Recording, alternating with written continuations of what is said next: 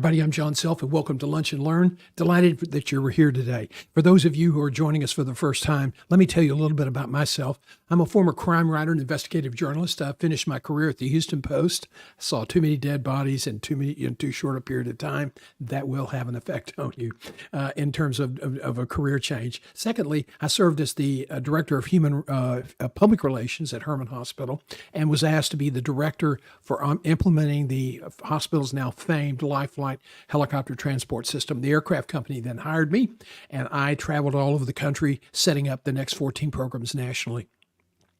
And that was one of the great joys and thrills of my life. All but one program are still in operation. I built the second largest not-for-profit health network in Texas of rural and community hospitals. Actually, it was Texas and Louisiana. I served as the executive director of the largest private EMS network in Texas. I founded 2 executive search firms, and I've recruited in the U.S., across 38 states, and in 6 countries on 4 continents. So I know a lot about interviewing. I know a lot about career change, and I do a lot of that work helping people navigate those treacherous waters. I also taught the interviewing course for a global professional association for more than 10 years. I've interviewed, close to 9,000 people in my career and my combined career.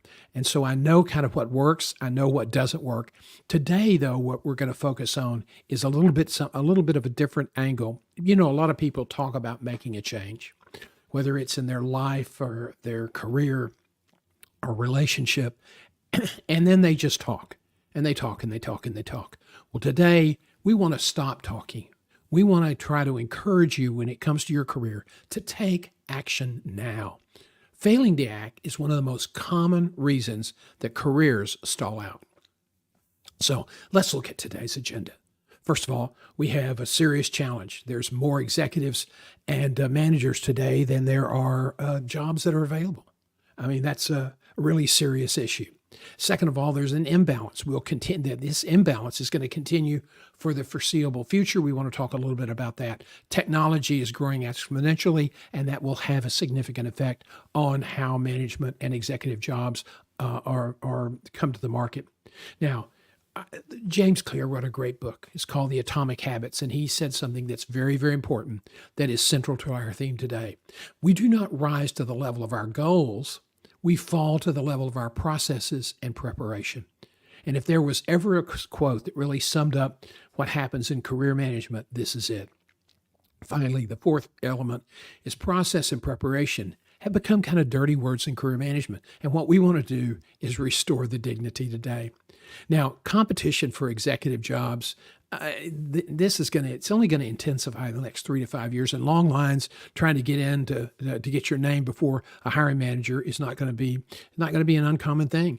Now, if you apply online, you're going to be one of 200 or 300 people. The average today for applying online for an executive or management position is about 150 to 1.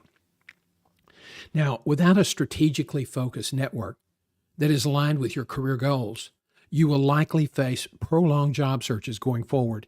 And I also will, would counter that you will also suffer career impairment, income impairment, because it's just you're not if you're not cutting edge, if you're not out there and attaching yourself to the right people, getting recognized by the right people, it's going to be very, very difficult to have the career you wanted to have.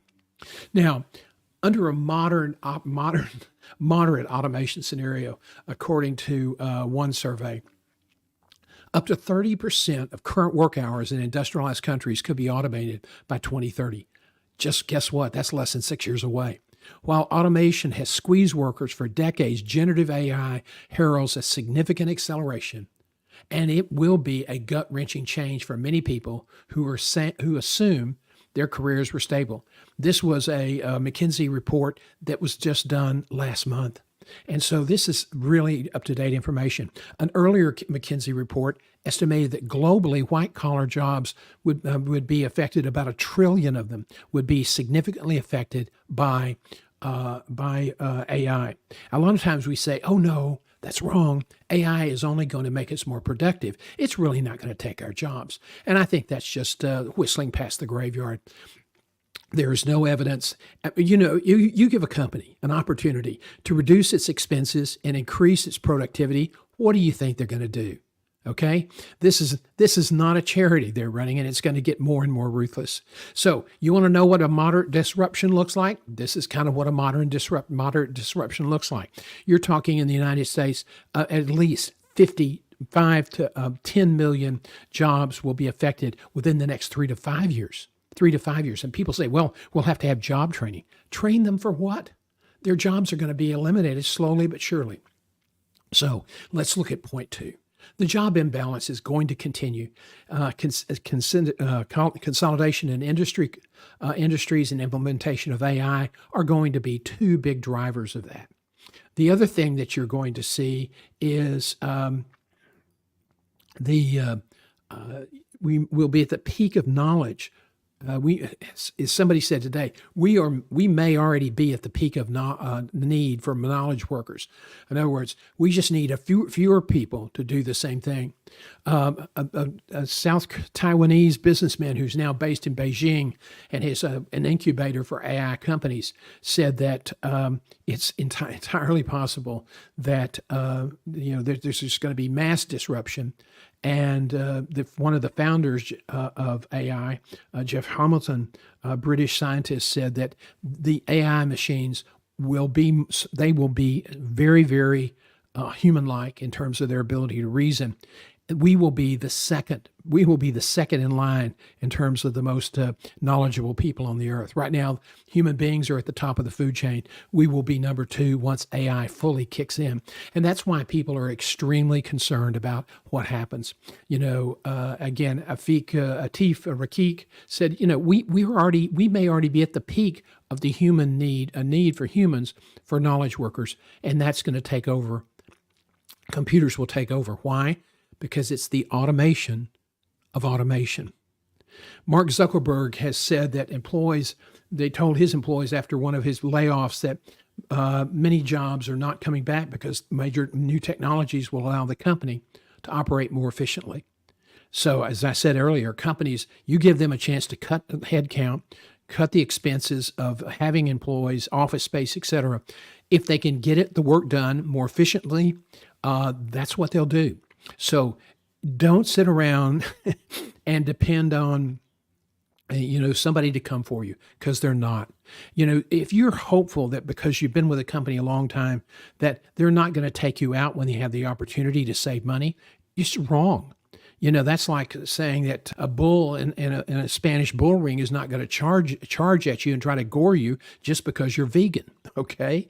So, you have to think about what you're going to do. If you're on the end of the stick where you feed the computer, your job is probably at risk.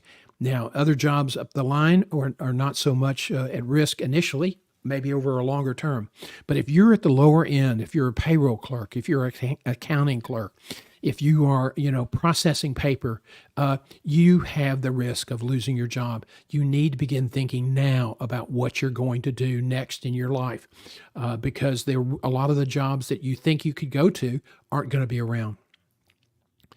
Now, the rapid escalation of AI development, I think, we're going to see the first results in jobs, at the hourly level, as I said, and then this will trickle down to the loss of management and executive positions. So when we start seeing this take effect in the next 3 to 5 years, initially it's going to be the lower level people and at the hourly level.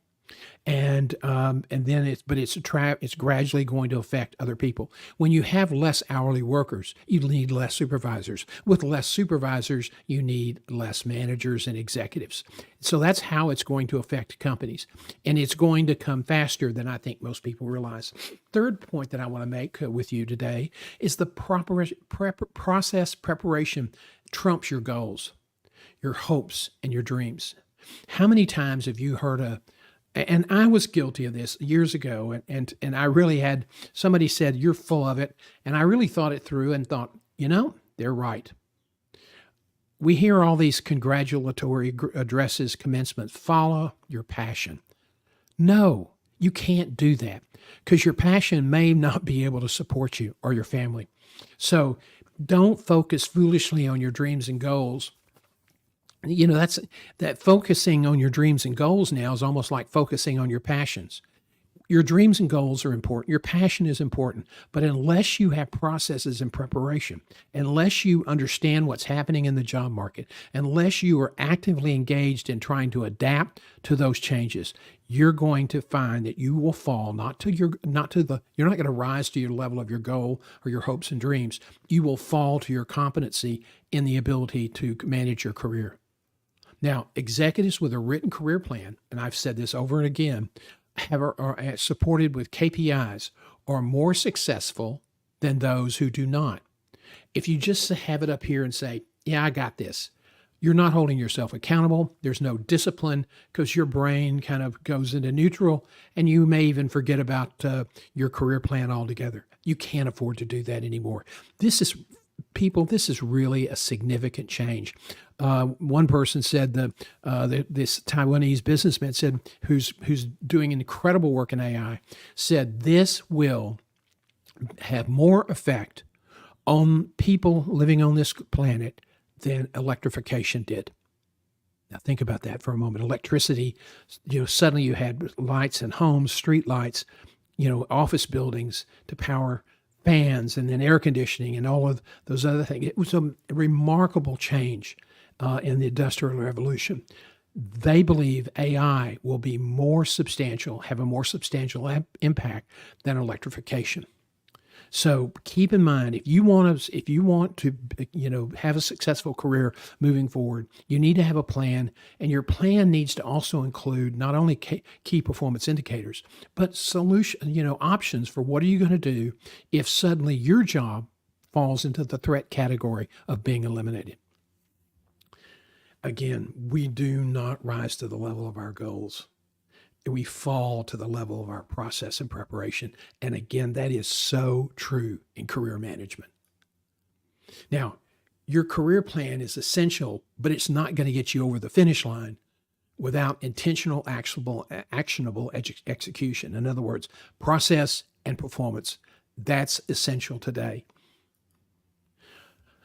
I think your plan must also match a robust strategy that begins and ends with action, and it must be tied with a networking plan 3.0 that aligns with your career goals. Now, people say, I'm not going to do that because it's just going to change. That's true. There are a lot of corporations that would be bankrupt if they didn't have a strategic plan, didn't engage in strategic planning just because it might change. They start the career plan knowing it's going to change, hoping it's going to change, because that change may reflect growth, may reflect innovation, may reflect market changes they're responding to. So, don't talk yourself out of a career plan, a written career plan, because it's going to change. That's pretty lame. You don't want to really go down that path. The unbelievable opportunity. Now, here is something just every time I read this or see this, it just astounds me. The ultimate market differentiation, it's right in front of us, and most executives and managers fail to take action. The opportunity hole is so big, you could slide a truck through sideways. Here it is. Of all the executives in the world today, less than 30% have a written career plan. Those are the people, the 30%, are the people destined to be the most successful. With 70% not having a career plan, that gives you an unbelievable opportunity to differentiate yourself in terms of advancement and your image. So why don't you have a career plan? That is a question you need to ask yourself. Well, here's the Hall of Fame of excuses, of lame excuses I've heard over the years. If anybody found out, I'd be embarrassed. I don't want to be self-absorbed. I don't want to be seen that way. And if I do a career plan, it's just a reflection I'm being self-absorbed. No, it is too much work for something that will change. I'll just wing it. Great. If you were a CEO and told your board that's what you were going to do with their annual management plan, how long do you think you would how long do you think you would last in a company where you told the board, I'm not going to do a plan because it's going to change?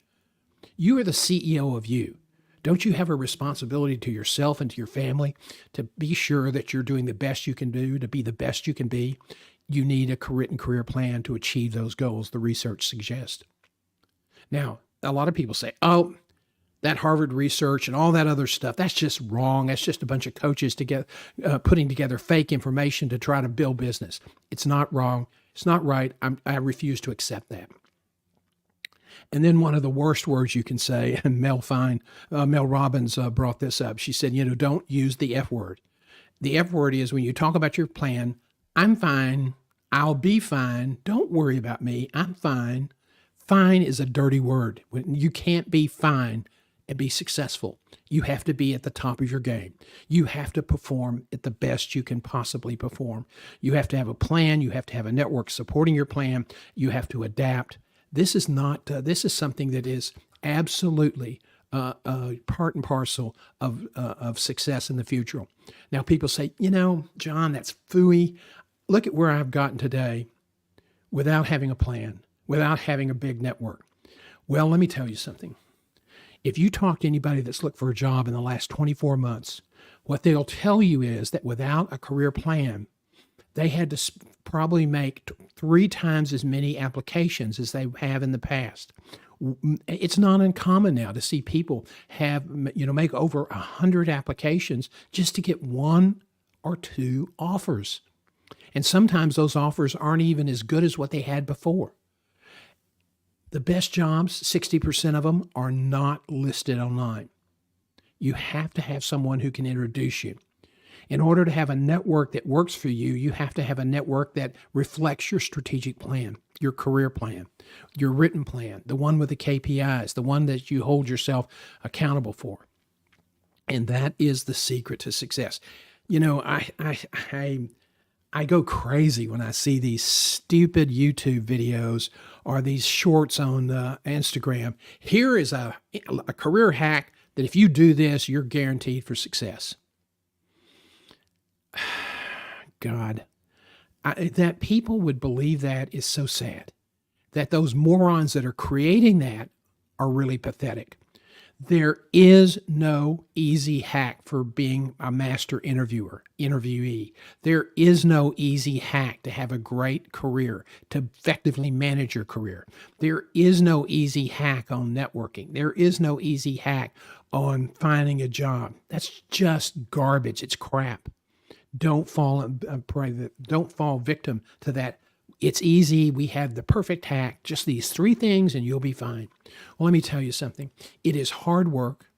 It is people who've gone through this say they hope to never have to go look for a job again. And, when you're somebody who's 40 years old, that's just crazy because they're going to have to probably go through 2 or 3 job searches before they retire. And so you want to be sure that you do the things that make the job search a little bit easier, not harder. Harder is just not believing that anything's changing and keep doing it the way you've always done it. Even though the book, Marshall Goldsmith's great book, What Got You Here Won't Get You There, and all the advice he gives in that book, that just seems to not resonate with a lot of people. They want to worry about just not changing, just kind of do things the way we've always done it. It was comfortable for us. We don't want to change. Well, the change is here. It is on the train. And your choice is, are you going to be on that train or are you going to be on the tracks? Now, the 4th thing is you continue with the 4th thing is you want to focus on process and preparation. And that means maintaining an exemplary performance, strong internal networks. In other words, you have to do your job and do it as best you can and try to exceed performance expectations. And all the while doing this, you need to build strong internal networks, people that you help, people that you support, people that you help when they're down, people where you can show some empathy, or when something happens in their family and they're very upset, that you're there for them. Those are important types of relationships to build because as you go forward, they could be the kind of people that help you in your next job search. Now, the second thing you do is when you develop your plan, it needs to be based on a goal. I'm not saying goals are not important. I'm just saying that goals aren't the most important thing. You've got to have process, and having a plan is part of the process. Then create KPIs for each step of the way, because every achieving a goal, there's intermediate steps. Sometimes those intermediate steps include additional credentials or additional education. Sometimes they may mean changing 2 or 3 jobs and relocating 2 or 3 times so that you can continue moving up. If you want to be a CEO of a $500 million Fortune 500 business, you're probably going to make 4 to 6 moves in your career unless you're extremely lucky. So you have to say, what do I want to do? Are the people that I care about, are they on board with me for this? Because there will be sacrifice. So you want to be sure you're being realistic. Be realistic with the people that you love and then that you care about, because this relocation is very disruptive and affects them as well. Then be accountable for your performance. That's really, really significant. If you're not accountable, you're not going to achieve your plan. You might as well just throw the plan out the window. Now, as I say over and over again, the pace of change is accelerating. So commit the time to stay current. We're going to see pretty significant epic changes structurally in terms of how companies are organized, how our work is organized. And we're also going to see a lot of a technical change with the tools that will help us market ourselves, to build our brand, to communicate with our teams. These things are changing in a pretty unbelievable fashion. So I really would encourage you to really stay current. And that's one of the things we're trying to do in our newsletter, is to talk about ideas and technology and other things to help you stay current with the current thinking in job career management. Now, so please don't not do this. One of the things I will say, having been involved in a professional global association for years and years and years, sometimes they can tell you a lot about things that are going on in the industry to do your job better, but they don't spend a lot of time telling you how the job market's changing, because you're going to have to advance, and you'll probably have to change jobs to advance. In the process and preparation, a next step, develop a value brand statement, a VBS. That basically is the statement that you might give when somebody says, John, in an interview, tell us about yourself. You don't want to start going through your resume. They've read that, presumably. You want to talk about the things that are important to you, preferably those things that are important to you that connect and align with the job needs that they're trying to fill. How can you be the solution for their problem?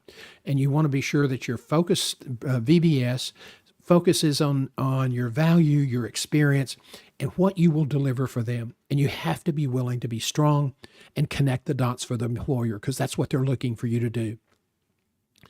You also, if you're going to be in the job market periodically, you want to stay current with the interviewing process. It changes periodically, but I will tell you, most people do not interview well. Why? Because first, it's one of the most unique forms of interviewing or the communication in business or any place else for that matter. And secondly, it's very, very important because you don't get enough experience in your life to really be a master interviewee. And so one of the things you might want to do is, hire a coach and periodically go through mock interviews and really perfect your presentation. Listen, there's a way to break a job down so you can understand the questions that you might get asked. And that will help you prepare. And you have to be an effective storyteller today. That is, taking your facts and figures, your quantifiable achievements, and wrap stories around them. People remember stories, not quantifiable achievements. And you have to, as we've been talking today, you have to allocate time for networking 3.0. That is really important, because finding a job today, you can find one online, but it's going to take a lot longer, and the competition is horrendous. So it's all going to be about WYK, who you know. And that is going to go back to kind of be one of the key elements of job search these days. Now, continuing with process and preparation, developing your career brand is also very important. Okay? Corporate recruiters are now using LinkedIn to scan thousands of profiles that might match with a job, and they create algorithms for the jobs, and those scanners are out looking for people who may not be interested in the job, but if they knew about it, they might. Well, now you're basically what they're doing is they're trying to reduce their costs for using recruiters, but what they're doing is adding more people to the competition. That's why it's going to be harder and harder. That's why you have to have someone who can take you through the side door and to the CEO or to the hiring manager and say, this guy is really unique. This person is really remarkable. This woman is incredibly effective. You have to have that, because if you're depending on the computers, it's going to be a big frustration. Even though the LinkedIn high speed may generate a lot of candidates faster and speed the process, you're going to have more people involved. Okay. This also is a big signal that you need to keep posting on LinkedIn. Even though you don't want to depend on the scanner to find you, you want to have that out there because you never can tell. Somebody may be looking for the job of your dreams in a very conventional way and is scanning a bunch of LinkedIn profiles and finds you. So the lesson here is you cannot afford to be digitally invisible in this new environment. So that's part of your process and your preparation. Do not be invisible. Post. Have interesting, engaging content on your LinkedIn site. So here are the takeaways from today, and I hope that this has been helpful information. First of all, the executive job imbalance, it's real. It's here to stay for the foreseeable future. We are saying now through 2025, the fourth quarter of 2025. I believe it, to be honest, it's probably going to be much longer than that. Political instability in the U.S. and domestic and foreign policy geopolitical conflicts could affect the markets and supply chains, and that could really be the wild card in the job market in the U.S. Your success is going to depend not on your lofty goals and your dreams and hopes for your life. It's going to be based on what you do, the process and preparation, not your hopes and dreams. So if you're relying on those hopes and dreams, waiting for somebody to come along and lift you up, let me tell you this, no one is coming. There are people out there that will help you and support you and dust you off when you get so discouraged that you feel like crying. And that certainly happened to people I've talked with in the past. But you have to do this. It's hard work. And denying that it's something you have to do is really a fool's errand. Okay? Your success will depend on your processes and your preparation, not your hopes and your dreams.